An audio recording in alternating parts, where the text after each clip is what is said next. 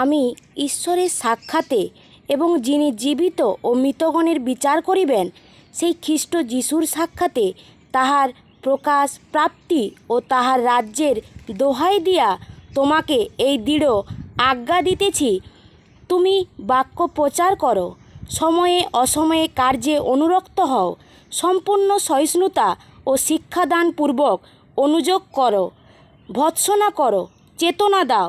কেননা এমন সময় আসিবে যে সময় লোকেরা নিরাময় শিক্ষা সহ্য করিবে না, কিন্তু কান চুলকানি বিশিষ্ট হইয়া আপন আপন অভিলাষ অনুসারে আপনাদের জন্য রাশি রাশি গুরু ধরিবে এবং সত্য হইতে কান ফিরাইয়া গল্পের দিকে বিপথে যাইবে।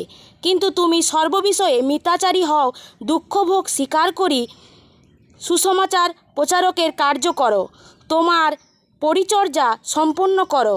যা কিছু ক্ষয়শীল তা অক্ষয়তার অধিকারী হতে পারে না।